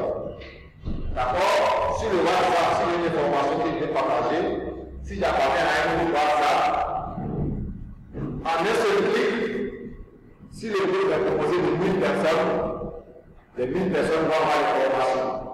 On se comprend? À travers Facebook, à travers tout ce qui est les réseaux sociaux, on peut informer, faire de la publicité, ou bien parler d'un produit en un laps de temps. Vous voyez, non? Regardez un peu. Ça rentre un peu dans le marketing, ça rentre un peu dans le marketing digital. Quand je viens avec la publicité de ces produits, les travailleurs de génération à leur bureau, ils réfléchissent, vont concevoir tout ce qui est l'export publicitaire, quand ils vont lancer sur les réseaux sociaux. Ils ne touchent pas une seule personne. Ils ne touchent pas seulement la population internet. Ils peuvent toucher l'ensemble des populations. On se comprend? Que je sois simple pour attaquer, il suffit d'aller sur la plateforme. Et puis je vois les produits qu'ils mettent sur le marché, les prix de ces produits. Il peut même passer la commande via Internet, n'est-ce pas? Voilà. Maintenant, quand on le buzz marketing, sinon je vois un produit de Jumia, sur la plateforme de Jumia, moi je peux déjà communiquer cela à mes proches à travers Internet. Il suffit de voir les informations et en un clic, tous ceux qui sont connectés avec moi sont informés de ce produit-là. Vous voyez non? Ce qu'on appelle le buzz, c'est le bouche à oreille. Le fait que ça se propage très vite. Alors comment ça se passe? Le buzz marketing. On dit que le buzz marketing est d'attirer l'attention des consommateurs et d'en faire en même temps un agent de communication, permettre à un récepteur de devenir un éditeur. Donc, moi, le récepteur, il reçoit l'information. Donc, tous ceux qui sont connectés avec moi, aussi, ils balancent des informations à ces personnes. Donc, moi, le récepteur, du fait de balancer des informations à une personne, je deviens éditeur. Si j'ai mis une personne, une contact, Facebook, et que j'ai envoyé l'information à ces 1000 auront aussi d'argent 10 000 si chacun a un nombre de contacts aussi. Ils vont balancer. Et progressivement, l'information se propage. Peut-être que moi qui ai envoyé, qui a été la première à envoyer, je ne sais pas qu'il y a au moins 1 milliard de personnes. D'accord? Informées déjà. Parce que ça va très vite. À travers l'Internet, il nous bouge à oreille. On dit pour cela qu'il faut que l'intérêt du consommateur s'identifie à l'intérêt du service ou la marque. Donc, si le consommateur a de l'intérêt pour ce qu'on fait, en même temps, il va relayer l'information. Et c'est comme ça que ça se passe. Parce qu'il n'a pas d'intérêt désintéressé. Là, il va regarder, il laisse tomber. Mais quand il a de l'intérêt, automatiquement, ça continue. Il balance. Et là, on touche un bon nombre de personnes.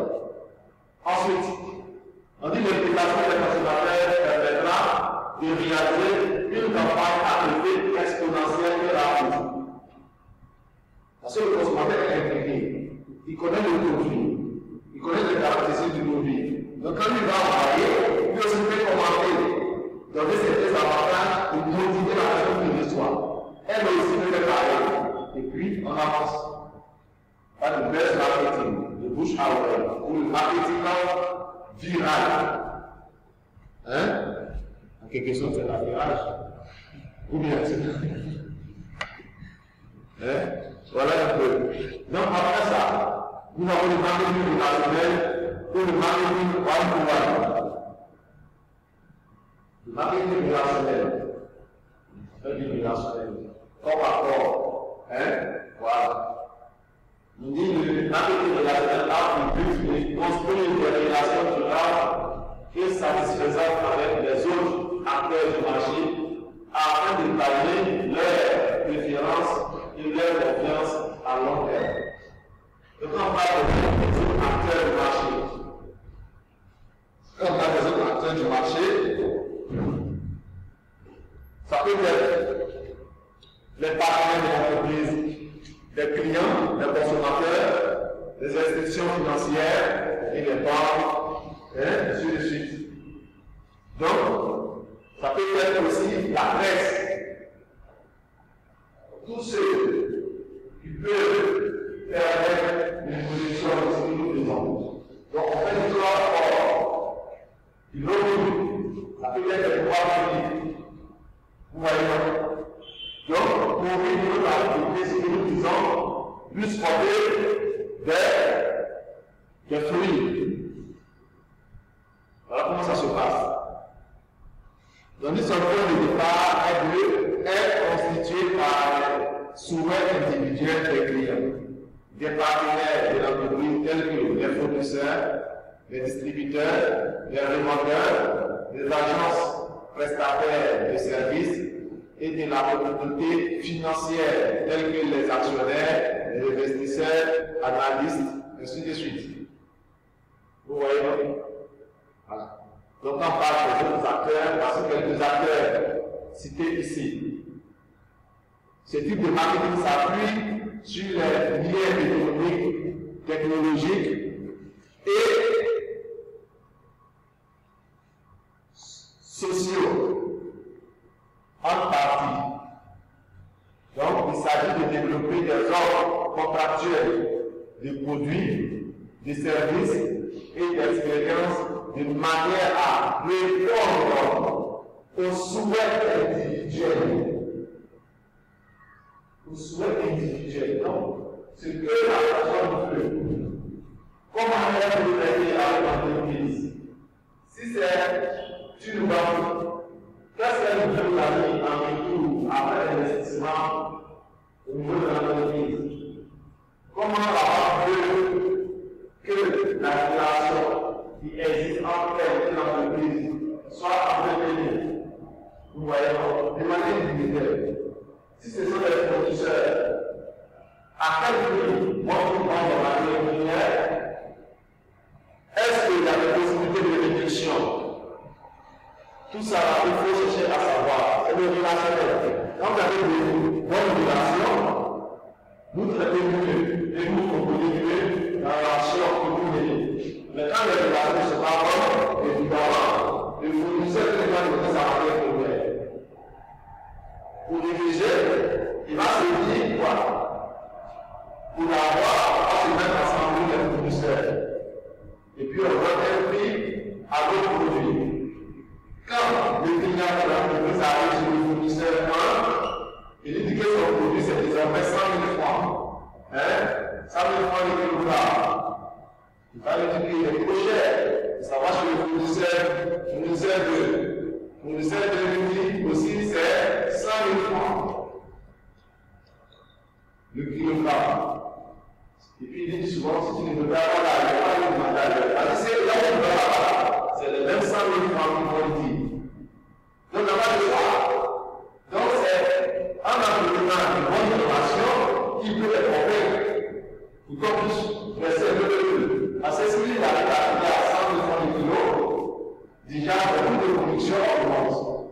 À ce moment, donc il va pouvoir avoir cher pour récupérer ses dépenses et puis chercher à avoir des bénéfices. Or, quand il fait l'analyse du marché, il sait que s'il vend le produit très cher à certains prix, ça ne peut pas marcher. On faut revenir à la base pour qu'on verse le prix. Mais si vous n'êtes pas en bonne relation, tu fais comment? Vous voyez, comment ça se passe? Accord relationnel, ça compte beaucoup au niveau du marketing. Et ensuite, nous avons le marketing sociétal. Il consiste pour les entreprises de décrire les problèmes sociaux et environnementaux dans leurs opérations commerciales et dans leurs interactions volontaires avec les parties intéressées. Nous sommes dans une société. Donc, il faut comprendre ce que la société veut et nous pensons au bien-être de la société. On se comprend? Donc, nous sommes dans une société. Donc, il ne faut pas travailler au détriment de la société. D'accord? On est installé dans une zone. On peut travailler sur un année. On peut dire que bon, comme on va réaliser beaucoup de bénéfices, on peut apporter au pays un centre de santé à la communauté. Là où nous exerçons, on se comprend, de sorte que cette société-là et cette communauté-là puissent avoir toujours de bonnes idées de nous. Donc, il ne faut pas tout prendre et puis partir, parce qu'on va du bénéfice, on a tout ramassé, on prend, on s'en va. Alors que les gens même qui sont là pour vivre sont dans de mauvaises conditions. Vous voyez, non? Donc, il y a des entreprises qui font ça. Et puis, il y a le marketing interne. Le marketing interne, c'est au sein de l'entreprise. Parce qu'au sein de l'entreprise, il y a des collaborateurs. Le propriétaire de l'entreprise est léger, il y a des employés. Donc, il faut faire le marketing au sein de l'entreprise pour motiver les personnels. Il y a la formation, il y a la communication. D'accord? Il y a les styles de management qu'il faut adopter. Est-ce qu'il faut avoir le management participatif ou bien le management autocratique? Autocratique, le DG, il s'en fout de tout ce qui se passe. C'est sa décision et la meilleure. Si quelqu'un a une contribution à ce qu'il fait, ça ne marche pas. Vous voyez, donc on peut pouvoir utiliser les techniques de marketing pour faire avancer l'activité de l'entreprise. En entreprise, on parle toujours du style participatif pour permettre aux collaborateurs de se sentir impliqués dans ce que nous faisons, de se sentir membres de l'entreprise. Autrement, ça ne marche pas. Donc, on utilise ces techniques-là pour pouvoir faire avancer les activités de l'entreprise. Donc, le marketing interne va s'appuyer à la fois sur le marketing et sur les ressources humaines. Voilà. S'il y a une mauvaise gestion des ressources humaines, les activités ne vont pas prospérer. Donc, en interne, les entreprises forment et motivent les employés pour qu'ils adoptent les principes de marketing afin de servir au mieux les clients. Si moi je suis employé à l'entreprise, j'ai quelle force à pouvoir m'appuyer? Voilà. Je n'ai pas de force. Même si on m'oblige à aller, je ne vais pas lui faire le travail comme il faut. Je vais bouger le travail.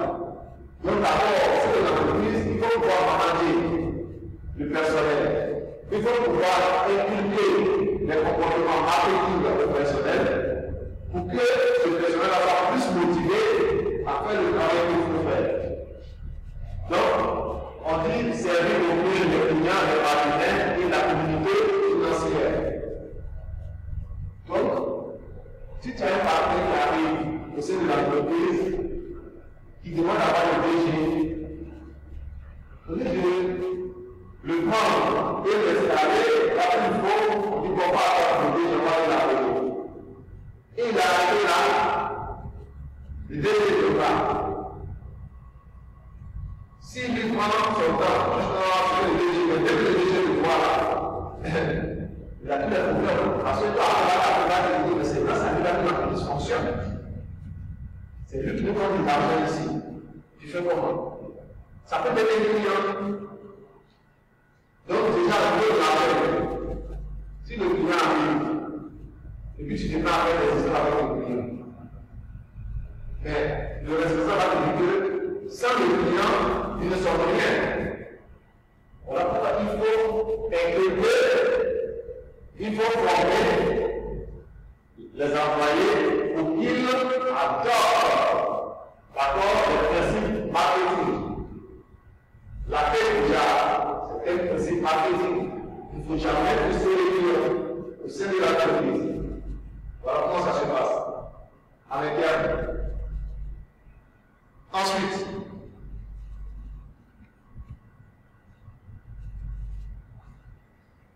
nous avons le géomarketing. Le géomarketing, on s'appuie sur les informations géographiques et autres. On l'utilise le plus souvent lorsqu'on veut installer des supermarchés ou bien des agences de banque, ainsi de suite. Pour voir là où la population passe autour et de parler de la population, comment faut situer le supermarché pour que la zone de chalandise là soit bien. Là, on va situer là, le supermarché, c'est la zone de chalandise. Ça va marcher pas ici. Donc, de sorte que toute personne qui vient, soit de gauche, droite, devant le quai, plus en bas, parce que devant accès à l'endroit où l'entreprise est située. Donc, le géomarketing consiste à évaluer les opportunités commerciales. Donc, quand on est situé, il y a des opportunités commerciales.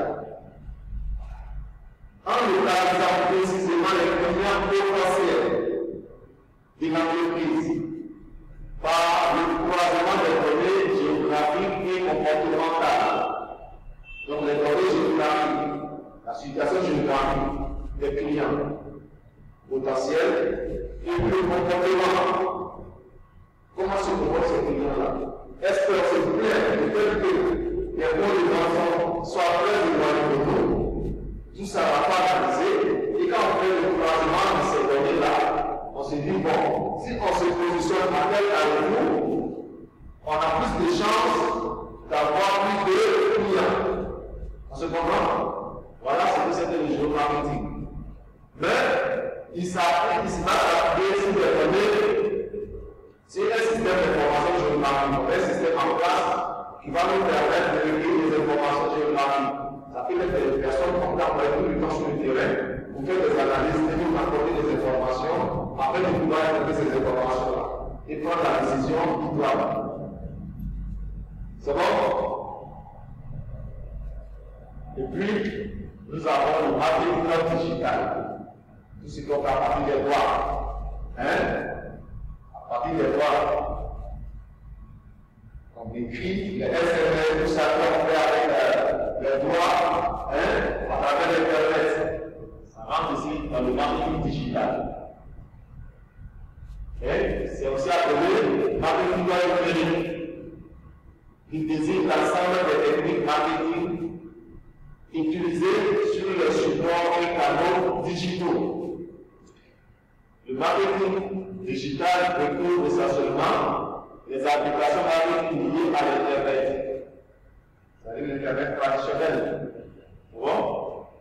Mais également celles liées au téléphone mobile, tablette, GPS et autres applications et objets connectés. Quand je parle d'Internet traditionnel, par exemple Google, ainsi de suite, on va faire les recherches, mais à partir de nos portables, nos téléphones portables. On peut aussi mettre le marketing, les réseaux sociaux. Mon frère a bien produit sur le marché. Il peut passer par Facebook. Donc, il va positionner là, il va Facebook, il va positionner ses produits